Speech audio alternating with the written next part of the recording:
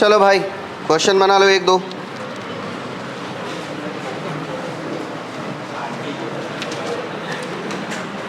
अगर F of X is equal to, party नहीं मिलेगा भाई,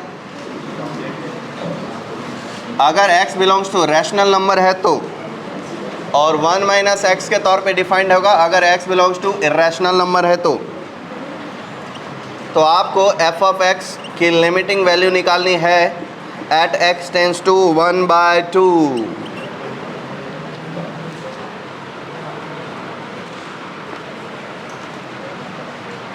एट x टेंस टू 1/2 इसकी लिमिटिंग वैल्यू निकालनी है। एक और क्वेश्चन दे देता हूँ। a एंड b दोनों के दोनों पॉजिटिव है और ये बॉक्स रिप्रेजेंट करता है ग्रेटेस्ट इंटीजर फंक्शन को, तो then limit x tends to 0 plus x by a times of b by x।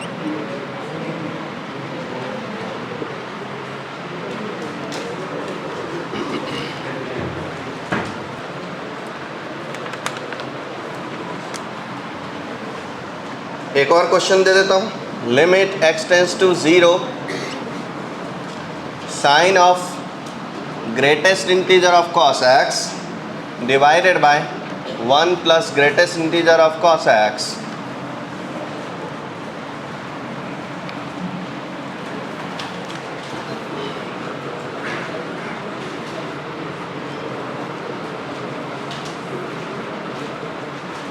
एक और question.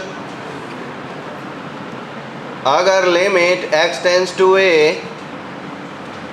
f of x plus g of x is equal to 2 दिया है and limit x tends to a f of x minus g of x is equal to 1 दिया है, then limit x tends to a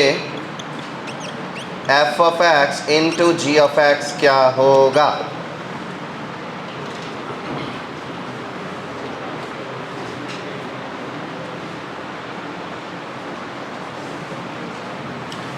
एक और question ले लेता हूँ। Limit x tends to 0 x plus 4 upon 2 minus x का power x square plus 2x minus 3 upon x minus 1।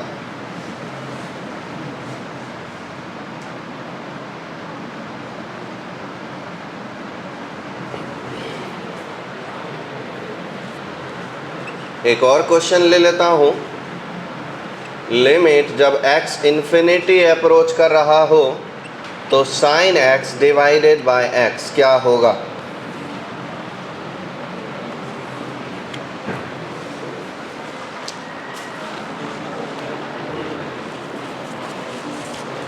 चलो देखो, पहला नंबर बात, 1/2 के आसपास का नंबर रैशनल है या इरेशनल ये कोई नहीं जानता,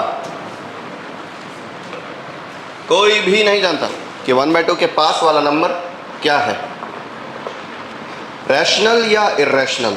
मैं भी नहीं जानता, आप भी नहीं जानते, कोई नहीं जानता, पर फिर भी काम हो सकता है बिना पता लगाए भी।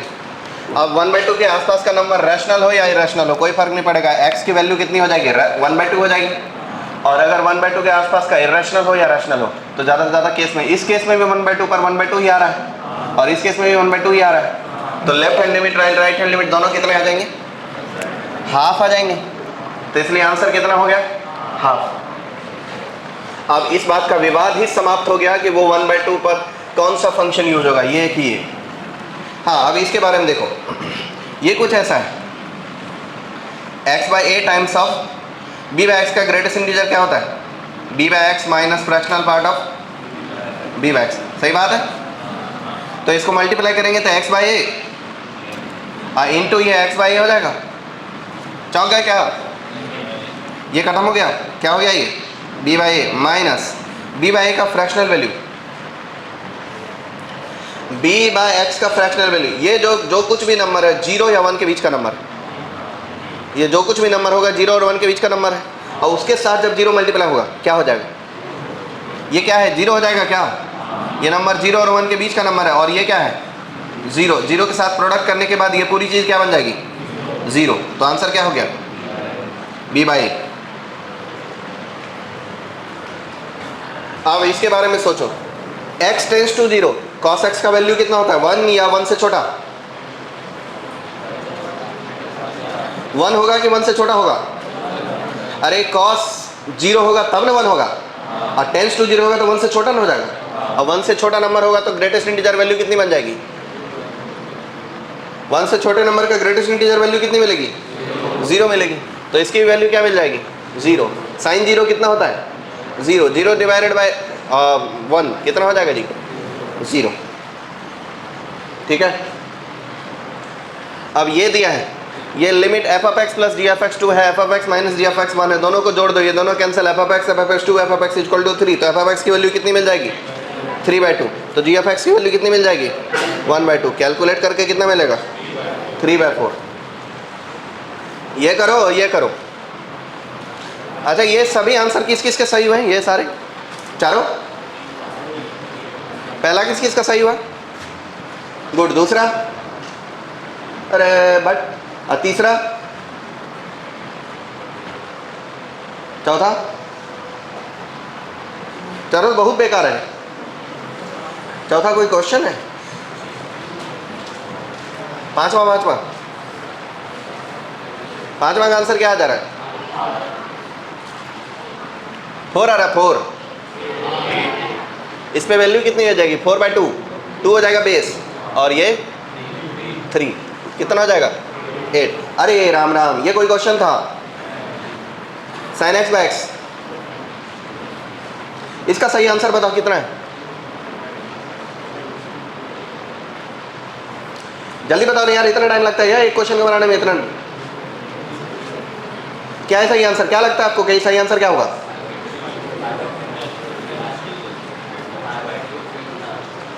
π/2 बोलोगे, मुक्का मार दूंगा मैं, कुछ फूट जाएगा पता नहीं।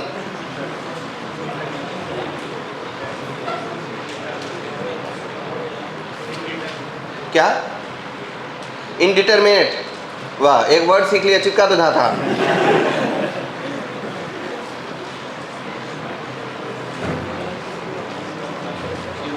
जो इनडिटरमिनेट होता है उसी को सॉल्व करने के लिए तो हम लिमिट चैप्टर पढ़ते हैं। हाँ, जैसा किसी का आंसर आया है क्या, बोलो जी, क्या आंसर है आपका? कुछ नहीं, बोलो लड़कों में से कोई आंसर बोलो। 0 बोल रहे हो क्या आप लोग? 0 कितने लोग बोल रहे हैं, जरा मैं शक्ल भी तो देखूं उसकी। 0 बोलने वाले लोग,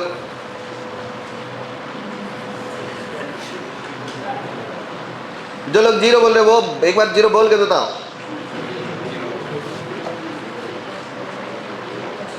एक बार मैं 0 वाले की शक्ल देखना चाहता हूँ।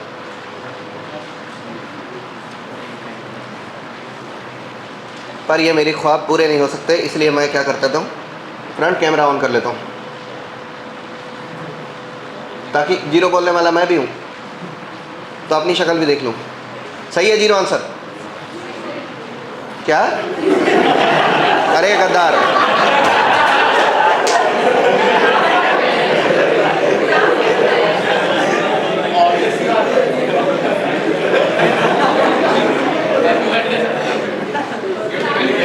क्रेडिट चोरी नहीं करना होता है। ओ, ग्राफ बनाए, देखो फिर। अच्छा, आज बर्थडे, आज उड़ाते नहीं है, दिखाओ।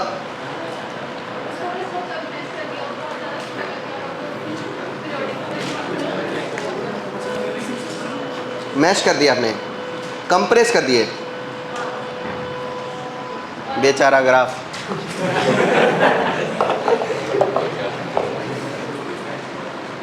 कोई बात नहीं, क्या क्या जानते हो बता तो जाओ, पहले सारा निकाल दो, जो जो सोचो निकालो। बोल लिए, खत्म। सही आंसर 0। वैसे अच्छी बात है कि आपने 0 सोचा। 0 कोई और सोचा क्या?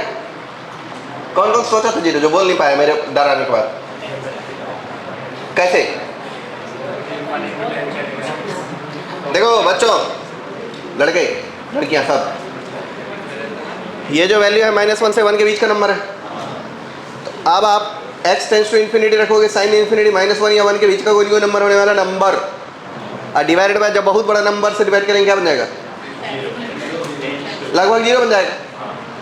ठीक है, 0 हो गया आंसर। यही सोचना था।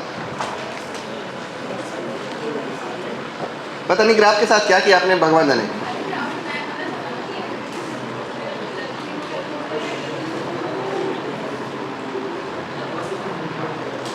हाँ मैं समझ गया।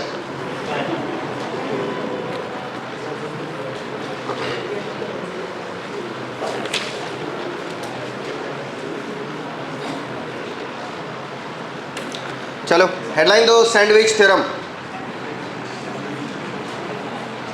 सैंडविच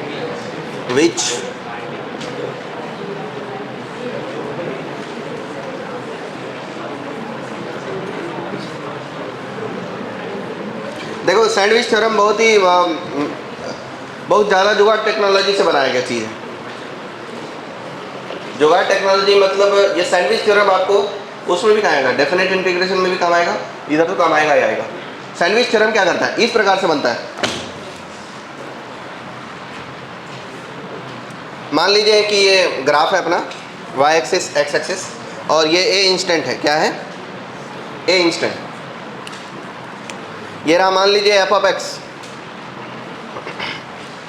और ये रहा g ऑफ x।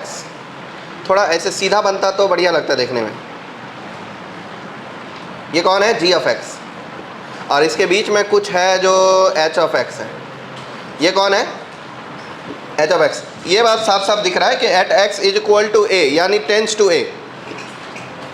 जब x जो है वो a को अप्रोच कर रहा होगा तो इसके आसपास चाचा वो लिखने में बिजी हो, ये कौन समझेगा? सैंडविच का क्या होगा? खा जाएंगे और बढ़िया हक देंगे, खत्म। ऐसे अश्लील बातें क्लास में यूज करना नहीं चाहिए। हगना ही तो बोला यार, क्या बुरा बोला हूँ? सब करते हैं, जो नहीं करते हैं उनका तो बड़ा बुरा हालत है।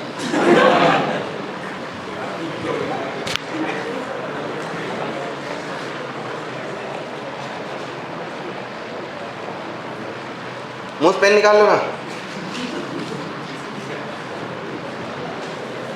हाँ देखो, ये कहता है कि अगर g ऑफ x नीचे का, f ऑफ x ऊपर का, और h ऑफ x बीच का, तो अगर आप बीच का फंक्शन का लिमिटिंग वैल्यू नहीं निकाल सकते, और आपको ये पता चल जाए कि g ऑफ x की लिमिटिंग वैल्यू और f ऑफ x की लिमिटिंग वैल्यू दोनों की इक्वल ही है, इस पॉइंट के लिए ऊपर वाला नीचे वाला दोनों इक्वल है क्या? तो अगर ऊपर वाला नीचे वाला दोनों इक्वल हो जाए तो बीच वाला उसी की इक्वल होगा जैसा ऊपर वाला नीचे वाला होगा। कोई बड़ी बात नहीं है, बड़ी बेसिक बात है कि अगर तुमको h ऑफ x का लिमिटिंग चाहिए और वो तुम कैलकुलेट नहीं कर पा रहे हो तो तुम क्या करोगे? उसके नीचे के फंक्शन का लिमिटिंग निकालोगे, उसके ऊपर के फंक्शन का लिमिटिंग निकालोगे। अगर सौभाग्य से ऊपर वाला नीचे वाला इक्वल हो गया तो बीच का चटनी भी उसी के इक्वल होने वाला है। इसी को सैंडविच थ्योरम बोलते हैं। क्यों बोलते होंगे? दिख ही रहा है साफ साफ कि सैंडविच वाला कंसेप्ट यही है, ढिशुम ढिशुम ढिशुम। बर्गर भी तो बोल सकते थे,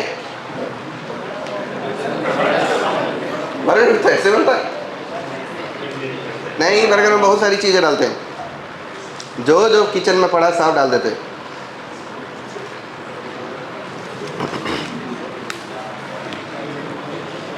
देखो बच्चों, अगर मैं कहूं कि g of x is smaller than और equal to h of x is smaller than और equal to f of x, limiting value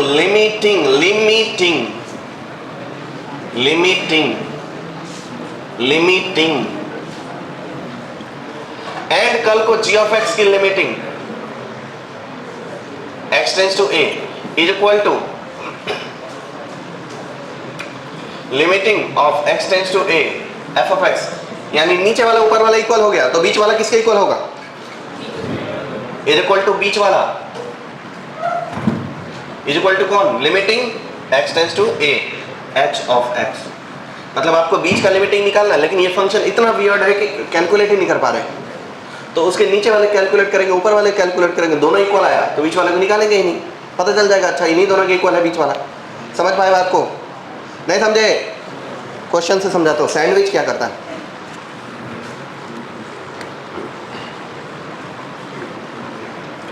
Question, at x tends to 0, it is given that, it is known that 1 plus mod x less than e to the power x minus 1 divided by x is smaller than 1 minus mod x. Then limit x tends to 0, e to the power x minus 1 by x क्या होगा?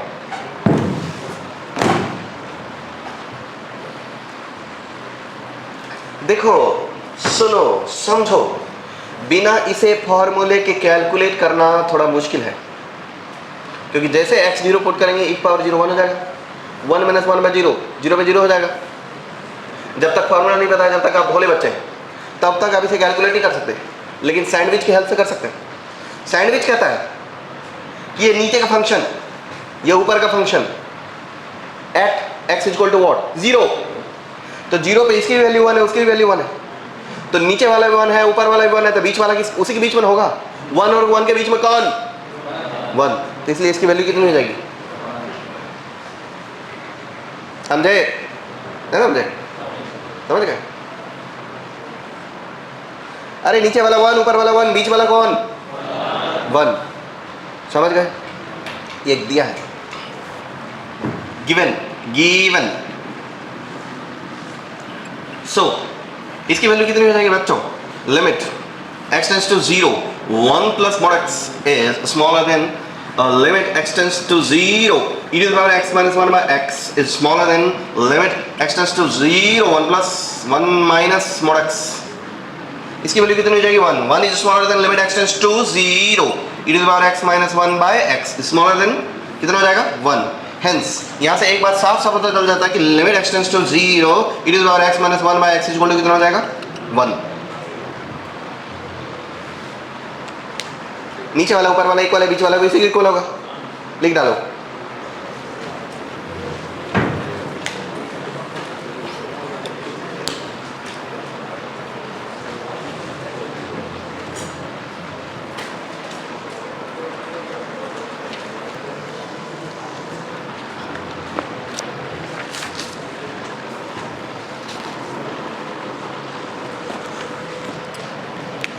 जैसे देखो, 0 छोटा होता है log x से और log x छोटा है रूट x से। मालूम क्या बात?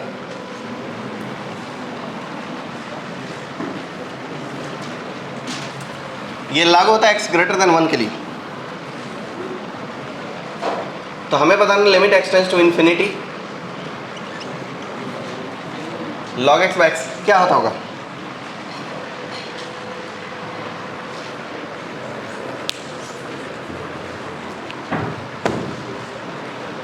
नहीं कर पाए क्या? देखो एक बात, इसको देख के साफ साफ पता चल रहा है, 0 बाई एक्स क्या हो जाएगा? 0 less than log x by x, ये क्या हो जाएगा? 1 बाई रूट एक्स। चौक गए ना? इन्फिनिटी डालो, कितना होगा ये? 0। इन्फिनिटी डालो, कितना हो जाएगा ये? क्या हो जाएगा? 0 बन जाएगा। तो 0 और 0 के बीच में कौन? 0। आंसर क्या होगा? 0। सैंडविच कितना बढ़िया काम का चीज़ है।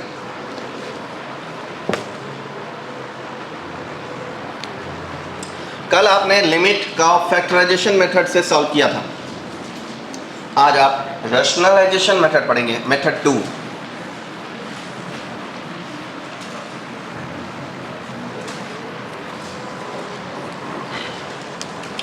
M2 limit by rationalization।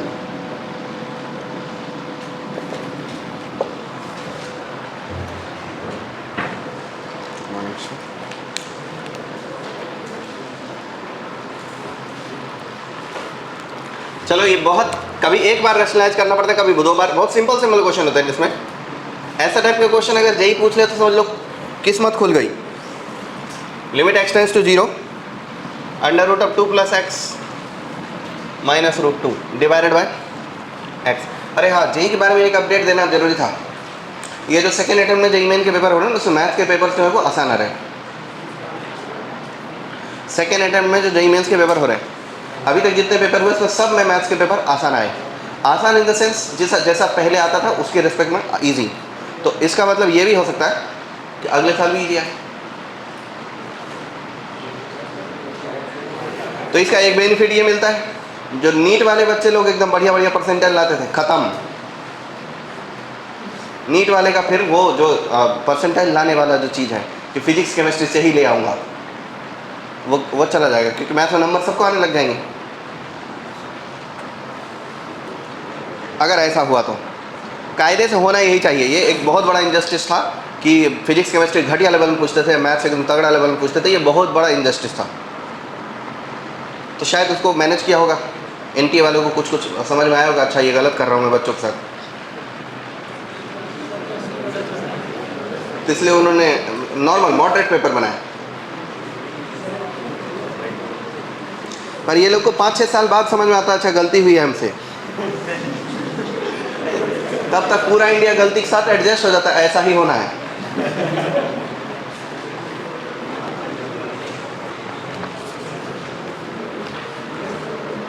मैं सोचता हूँ जो लड़के एनआईटी जाते होंगे कंप्यूटर साइंस ब्रांच, क्योंकि किससे नंबर से आया है तो फिजिक्स केमिस्ट्री से आया है। कितना नंबर? 180 मार्क्स फिजिक्स केमिस्ट्री से। कंप्यूटर साइंस ब्रांच पढ़ने गया है एनआईटी के अंदर, लड़के को इंटीग्रेशन नहीं आ रहा है।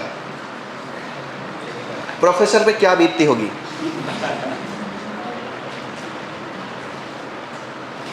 क्या सोचता होगा प्रोफेसर, ये क्या घटिया पेपर तुम लोग बना करके सड़ेले सड़ेले बच्चे ला के रख दियो एनआईटी के अंदर। इनको मैथ आता ही नहीं। ये नीट वाले हैं, इंजीनियरिंग करने आए।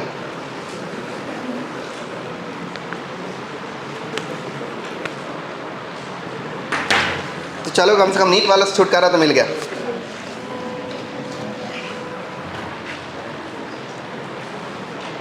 चलो ये कैसे कर, ये इसके लिए रैशनलाइजेशन करना बहुत सिंपल है। रैशनलाइजेशन तो आपको बचपन से सिखाया होगा ना किसी ने। अरे मैं सिखाऊं नहीं सिखाऊं, मैं तो मतलब बहुत सारी चीज़ें नहीं कराऊँ आपका, डायपर थोड़ी बदलाओ आपका मैं। रैशनलाइजेशन कोई सिखाया कि नहीं सिखाया? तो करो। क्या करोगे? ये करोगे, नीचे क्या लिख दोगे? 2 + x और फिर प्लस रूट 2। ऊपर क्या हो जाएगा? a² - b²। क्या बचा? x कट गया। क्या बचा? 1/√2 कितना हो जाएगा? 2√2। आंसर क्या हो गया? 1/2√2। समझ गए? नहीं समझे? समझ गए, अच्छी बात। सोचो क्या बेकार question.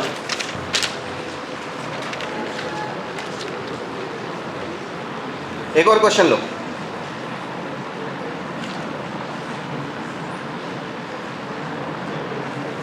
Limit x tends to a + 2x minus √3x divided by 3a + x minus 2√x। और a जो है इसके बारे में जानकारी है कि 0 नहीं है।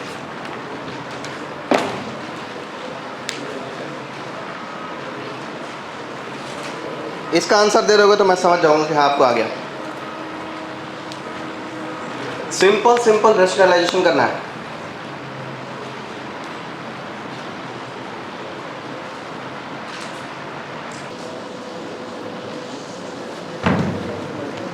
अब देखो बहुत समय खा लिया आप लोग, अब मैं बनाऊंगा। देखो भाई, जब इसको रैशनलाइज करेंगे क्या बन जाएगा? 10 - 10। और 10 - 10 को लाने के लिए एक नीचे में एक्स्ट्रा टर्म आएगा। क्या है वो? इन दोनों का सम, यानी a + 2x + √3x, यही ना आएगा। और उसके वजह से ये रूट हट जाएगा और ये भी हट जाएगा। और इसको रैशनलाइज करूँगा तो रूट तो हट जाएगा, a² - b², और ये बन जाएगा 4x। क्या बन जाएगा? 4x। लेकिन इसका कंजुगेट ऊपर लिखा रहेगा, √3a + x प्लस √ क्या था वो? 2√x, यही लिखा रहेगा। अब काटो बीटो, ये कितना हो गया? 3x - 4x कितना? x minus 4x minus 3x, और ये क्या हो जाएगा, क्या, a माइनस एक्स, तो a माइनस एक्स, तो मैं तो कहता हूँ ये कट गए, क्या मिला 1/3, क्या मिल गया 1/3 टाइम्स अब ये चीज़। अब x के बदले क्या पुट करोगे, a पुट करोगे, कितना हो जाएगा 3a प्लस a, कितना 4a, और ये 1/3 और ये हो जाएगा 3a प्लस a 4a का क्या हो जाएगा 2√a प्लस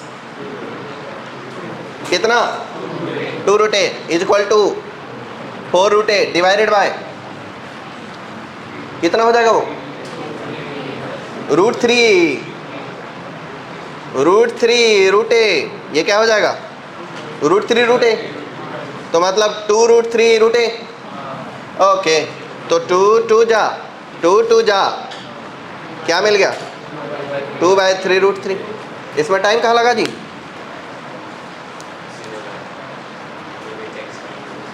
कहाँ बोल दिया था 0 नहीं है, ये हर बार 0 डालते रहते हो।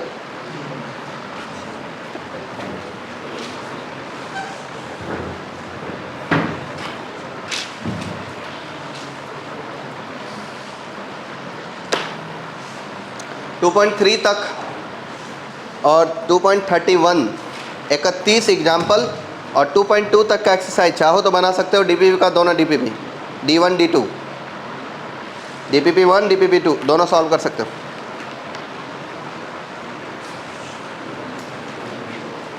अगर सिंगेज कर रहे हो तो आर्यन थे तो दे दो, मैं होमवर्क देता हूँ वहाँ से, या जो पढ़े हो पता है ना क्या क्या पढ़े, बना नहीं था।